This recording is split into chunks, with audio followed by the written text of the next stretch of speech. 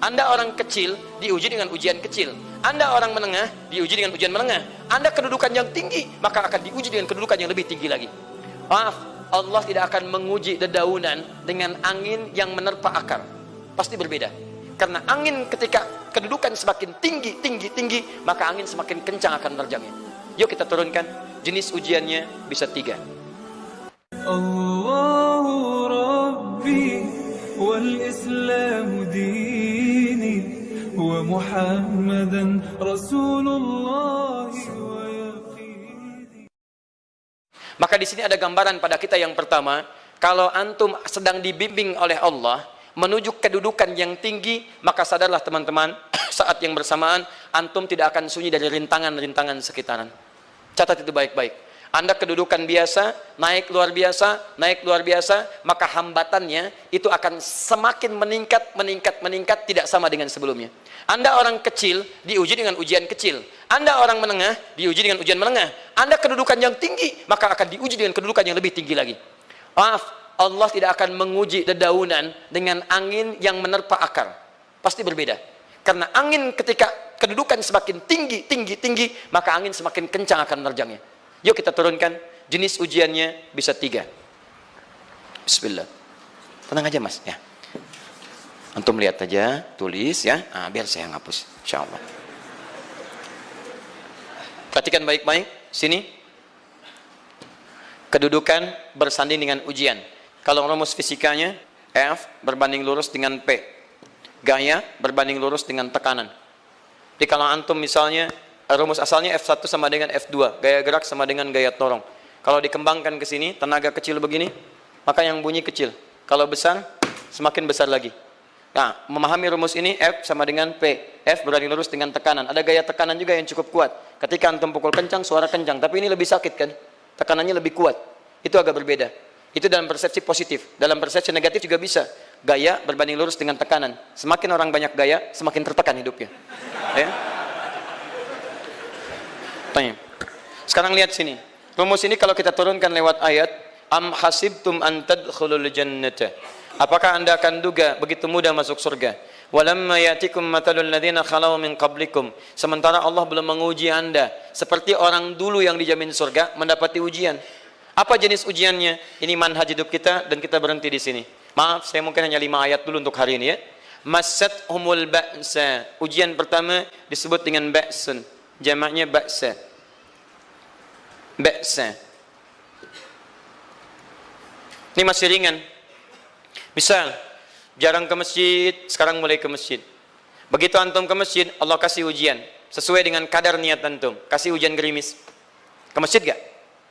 Itu ba'sun. Begitu antum ke masjid, orang Arab katakan, nazil matar. Turun hujan. La ba'sa. La ba'sa. La ba'sa. Gak ada masalah. La ba'sa. Tidak ada masalah. Serap ke dalam bahasa Indonesia lewat labas. Labas lewat. Ringan. Berarti kalau antum diuji dengan yang ringan, maka antum kadarnya masih ringan, akan dinaikkan kepada yang menengah. Akan yang menengah. Hati-hati betul. Kalau antum belum lulus yang di sini, maka antum akan terus sampai di sini, sampai lulus di sini. Sampai lulus. Antum mau berangkat ke masjid gerimis bisa. Tiba-tiba nggak jadi di rumah. Istri antum mengatakan, "Pak, kok nggak ke masjid? Hujan mah kan cuman gerimis, takut teriak, masya Allah." Padahal antum misalnya belum kuat untuk berangkat, maka antum akan terus diuji di sini. Lihat rumusnya, Quran surah kedua ayat 286. La yukallifullahu nafsan illa. Allah tidak akan pernah menguji seorang hamba di luar kadar kemampuannya. Jadi kalau antum masih ujian yang ringan, antum diberikan yang ringan. Antum naik menengah, diberikan yang menengah. Antum naik lagi level tinggi, diberikan ujian yang berat. Menengahnya disebut dengan darrun. Waddarra. Dari ba'sun jadi darrun. Jamaknya darra. Sudah menyakiti fisik. Kena fisik. Sudah melukai. Hujannya makin deras. Ya. Kalau dalam kehidupan, yang ini mungkin celaan biasa. Duh, sudah berubah ya. Masya Allah. Sekarang jilbabnya sudah panjang. Masya Allah. Duh, semakin panjang ya. Yang ingin Batman ya. Masya Allah. Udah banyak. Begitu sudah mulai pakai cadar, ninja. Oh, Masya Allah. Darra. Sudah nggak enak ke fisik. Darrun. Darrun. Lihat rumusnya ya, lihat rumusnya baik-baik. Ini lebih menenangkan pada jiwa. Ketika Anda dalam level-level seperti ini artinya Allah sedang menaikkan iman Anda dalam level yang lebih tinggi lagi. Jadi ketika ada celaan menghunjam dalam lisan seseorang, sudah mulai menyakiti, itu sebetulnya pengakuan dari Allah lewat lisan orang itu, bahwa Anda sedang diangkat keimanan pada tingkat yang lebih tinggi. Ada yang mengatakan, kamu kenapa sih pakai jilbab begitu? Yang biasa aja kali. Mah, yang iman biasa sudah banyak. Saya ingin menampilkan keimanan yang luar biasa. Supaya dengan iman itu saya lebih mendoakan mama. Saya menampakkan amalan-amalan, mudah-mudahan pahalanya bisa buat mama. Masuk dengan bahasa yang baik. Masya Allah. Jadi kalau antum bisa melawan hal-hal demikian dengan bahasa yang indah, itu nyaman kepada jiwa. Kadang-kadang ada kalimat-kalimat yang tidak perlu pakai dalil, teman-teman sekalian. Kembalikan ke sini.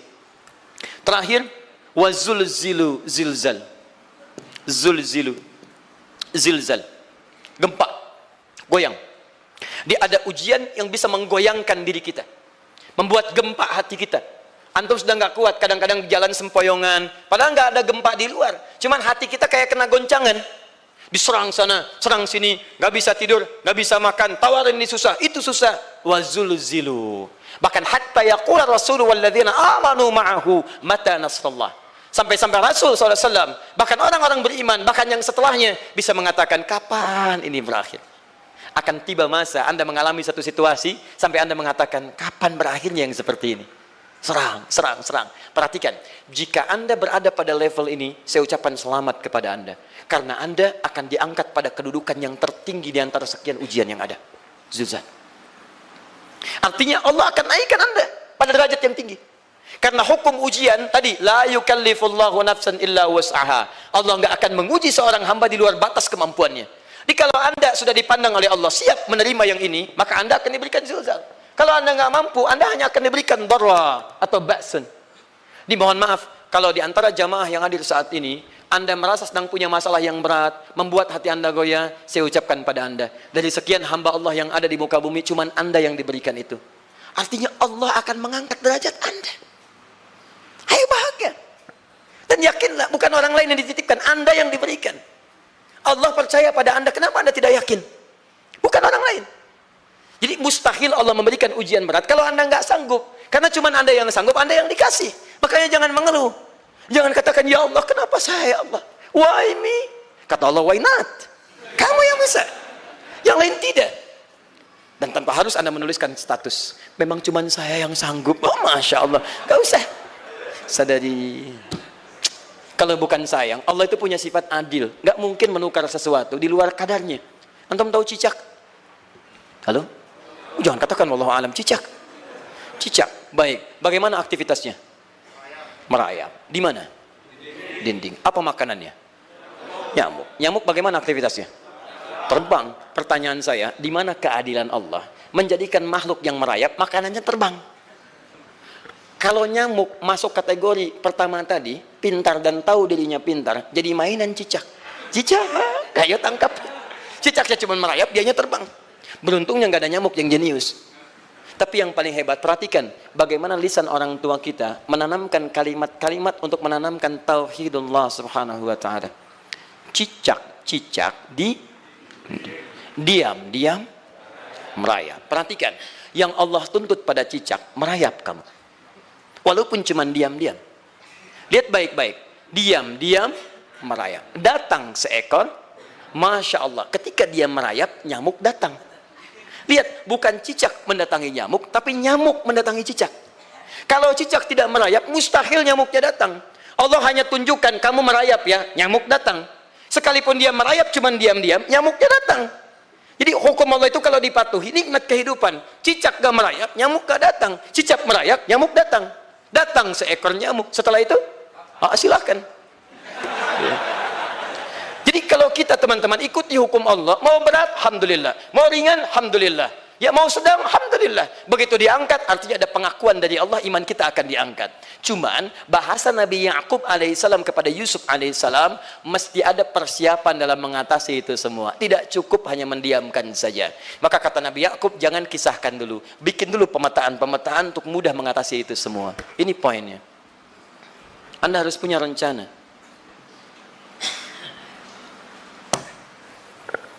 Maka Nabi Ya'qub menyiapkan. bekali dulu ini, siapkan itu. Kalau ambil ke aspek teori untuk kita sekarang, tafsir dari ini untuk menyelesaikan solusi di Quran surah kedua ayat 214 tadi, maka jawabannya ada di Quran surah ketiga ayat 142, paling kiri sebelah atas. Ini kanan sebelah bawah, ini kiri sebelah atas. Dan awal ayatnya dibuka dengan kalimat yang sama. Perhatikan, Al-Baqarah ayat 214 kalimatnya menggunakan am hasibtum an tadkhulul jannah. Ali Imran 142 am hasibtum an tadkhulul jannah. Yang Al-Baqarah itu ujiannya walamma ya'tikum mathalul ladzina khalau min qablikum masathumul ba'sa wad-dharra waz-zulzilu. Yang Ali Imran itu solusinya. Am hasibtum an tadkhulul jannata walamma ya'lamillahu alladzina jahadu minkum wa ya'lamas sabirin. Saya tutup sampai sini dulu. Teman-teman perhatikan, walamma, sedangkan Allah ya'lamillahu alladzina jahadu minkum, belum melihat kesungguhan Anda untuk mengatasi berbagai persoalan kehidupan itu. Kalimat jahadu akar katanya dari kata al-juhdu, serius, sungguh-sungguh. Jadi kalau persoalan Anda ingin segera selesai, Anda mesti serius. Hei yang sedang kuliah, kalau mau cepat selesai kuliahnya, serius belajarnya, pahami dengan baik. Kalau Anda nggak pernah serius, bagaimana bisa menyelesaikan pelajaran dengan baik? Hei yang sedang berumah tangga, kalau ingin baik rumah tangganya, serius dalam berumah tangga. Keluarkan hukum-hukum Allah, terapkan dalam kehidupan rumah tangga. Anda akan mendapatkan manfaatnya. Hei yang sedang berbisnis, serius dengan pekerjaan. Karena hanya orang serius yang bisa menghasilkan kekayaan-kekayaan yang terbaik. Serius dalam ibadah, karena ibadah melahirkan keberkahan dengan kekayaan yang Anda dapatkan dari titipan Allah Subhanahu wa taala. Ayo serius. Al-juhdu dibagi 3 bagian. 1, serius dalam merencanakan, disebut ijtihad namanya. Bikin rencana. Misal, maaf, tadi dalam keluarga, kalau diambil kedudukan Yusuf alaihissalam, antum tempatkan itu pada porsi pertama sebagai target. Misal, Yusuf diberikan kedudukan oleh Allah. Bagaimana anak saya punya kedudukan walaupun tidak sama dengan Yusuf alaihissalam? Cari, rencanakan, buat pemetaan. Di masa depan anak saya mesti punya kedudukan. Apa? Kalau dalam kedokteran, kedudukan dokter yang terbaik. Kalau dalam bisnis, pengusaha yang terbaik. Misal, kalau dalam pemerintahan, jangan tanggung-tanggung, jadi presiden, jadi itu. Anda turunkan kemudian pendidikannya dari situ. Ijtihad direncanakan. Masuknya lewat sini, lewat sini, lewat sini, lewat sini. Seperti kemudian, maaf, Hannah dengan Imran, rahimahumullah, merencanakan hasil yang terbaik untuk Maryam. Bahkan sejak dalam kandungan. Quran surah ketiga Ali Imran dari ayat 35 sampai 37. Paling kiri pertengahan sampai bawah. Idh qalat imra'atu Imran, Rabbi inni nazartu, bahkan nazar. Nazartu ma fi batni muharrara, saya bernazar anak saya yang lahir ini akan punya kedudukan dekat dengan Allah Subhanahu wa taala. Di sejak bayi direncanakan. Mau jadi apa? Setelah itu apa? Jihad. Jihad itu kesungguhan dalam mempraktekkan, mengaktualisasikan konsep yang sudah dibuat. Jangan sampai cuma berdoa tapi doanya tidak disandingkan dengan ikhtiar, enggak nyambung. Makanya ketika lahir ada jihad, jihad dengan doa. Falamma wada'at saqalat rabbi inni wada'tuha untha, ayat 36-nya. Wallahu a'lamu bima wada'at wa laysa dzakaru kal untha. Lihat, wa inni sammaituha Maryam wa inni wa'idhuha bika wa dzurriyyataha minasyaitonir rajim. Doa. Setelah berdoa apa? Teruskan. Bagian akhirnya ayat 37-nya. Maaf teman-teman, tidak cukup dengan doa. Karena Maryam masih dekat dengan Allah, punya kedudukan, dia mesti dirawat oleh orang yang paling saleh. Cari Nabi Zakaria, orang saleh. Mesti merawat. Tempatnya mesti netral dari keburukan, bikin mihrab. Jadi tempat dibuatkan, orang soleh merawat, doa dipanjatkan, doa berbanding lurus dengan ikhtiar. Apa yang terjadi? Ayat 37-nya. Fataqabbalaha rabbuha biqabulin hasanin wa ambataha nabatan hasana. Maka Allah Subhanahu wa taala menerima usaha orang tua ini. Doanya diterima, ikhtiarnya diterima. Jadi kalau antum mengambil ayat tadi, diterapkan dalam kehidupan, rencanakan teman-teman sekalian. Anak mau sekolah di mana? Mau jadi apa? Turunkan ke bawahnya. Oh, dia mau jadi dokter, dokter yang hafal Quran, turunkan. Pendidikannya di sini sampai paling kecilnya. Siapa gurunya yang dekat dengan Allah? Sekolahnya yang menjauhkan dari hal-hal keburukan. Sampai satpamnya soleh, security-nya soleh, koperasinya orang-orang soleh, gurunya orang-orang soleh. Hadirkan. Kalau ikhtiarnya sudah nyambung dengan doa, maka fataqabbalallah. Qabbalallah. Taqabbalaha rabbuha. Diterima Maryam, antum diterima. Di kadang-kadang yang nggak nyambung nih begini, doanya nggak nyambung dengan ikhtiar, itu masalahnya. Ya Allah mohon ya Rabb, jadikan anak saya rajin sholat, hafal Al-Quran, tapi ditempatkan di sekolah yang tidak pernah mengajarkan sholat, gak nyambung. Ditempatkan di tempat yang tidak pernah mengajarkan Quran, tidak nyambung. Gak ada kesamaan di situ. Maka Nabi Ya'qub alaihissalam memberikan gambaran kepada anaknya, nak, kamu akan punya kedudukan begini. Hati-hati, setiap ada kedudukan akan ada rintangan. Kamu harus punya rencana untuk merencanakan solusi-solusi terbaik untuk itu. Kemudian yang terakhir, ini yang paling hebat, mujahadah. Perjuangan melawan emosi. Karena tidak sedikit tantangan itu, maaf, yang berat itu bukan menghadapi fisiknya, tapi menghadapi diri kita sendiri. Mau ke masjid, malas, itu yang susah dihadapi dibandingkan dengan hujan. Hujan ada payung, malas mau pakai apa? Maaf, menurun, semangat turun, malas datang, kecewa datang, pesimis datang, lawan, namanya mujahadah. Gabungkan ketiganya, isi dengan sabar. Wa ya'lamas sabirin. Manhaj itulah yang diberikan kepada Yusuf, sehingga Yusuf nanti mengalami tahapan-tahapan kehidupan sampai dengan beliau mencapai puncak tertinggi, disebut kemudian menjadi Al-Aziz, dan disitulah kemudian terbukti mimpinya setelah 40 tahun atau 80 tahun disebutkan dalam satu riwayat, maka terbuktilah mimpi ini punya kedudukan, bapak ibunya beserta saudara-saudaranya sujud di hadapan Yusuf alaihi salam. Teman-teman, ini baru 5% dari pengajaran yang ada di surah Yusuf. Masih banyak hal yang lainnya. Bagaimana ketika mohon maaf bertemu dengan saudaranya? Saya kasih bocoran sedikit. 10 orang rapat di satu tempat untuk mencelakai Yusuf. Setelah mereka menyimpulkan bapaknya itu lebih perhatian kepada Yusuf. La Yusufu ahabbu ilaina. Yusuf itu lebih dicintai dibandingkan kita pada diri bapak kita.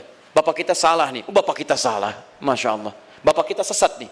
Ya, inna abana lafi dhalalim mubin. Bapak kita sesat banget nih. Salah bapak nih. Ya harusnya kita yang dicintai, kita lebih kuat. Wa nahnu usbah, kita lebih hebat dibanding dia. Rapat teman-teman. Yang hebat begini, 10 orang rapat. Diajukan usulan untuk membunuh Yusuf. Saya mau tanya pada antum, kalau 10 orang rapat, 9 mengusulkan A, 1 mengusulkan B. Kira-kira yang diterima secara quorum 9 atau 1? 9. Ini bisa tertukar. Tertukar. Pembunuhan diusulkan, 9 orang condong, 1 orang mengusulkan, la taqtulu Yusuf, jangan bunuh Yusuf. Alqihi fi ghayabatil jubbi yaltaqithu ba'd as-sayyarah. Cukup lemparkan dia ke tempat gelap. Kemudian di tempat itu akan lewat para kafilah, dia diambil dan menjauh dari kita. Yang penting kan Yusufnya nggak ada, supaya dosa kita nggak berat-berat amat. Yusufnya ambil, itu kan tujuan kita. Lihat baik-baik. Biasanya setan kalau sedang melakukan sesuatu itu nggak akan nanggung, nodong bisa pembunuhan. Lempar bisa perampokan. Tapi ini yang aneh, kenapa 9 orang yang untuk membunuh itu tiba-tiba belok menyepakati rencana yang pertama? Yang 1 orang. 9 orang, 10 orang rapat, 9 punya A. Tiba-tiba yang 9 berpindah kepada yang B yang cuma 1 orang. Kenapa bisa terjadi? Ada rahasia di situ. Kapan rahasianya? Kapan-kapan kita bahas lagi.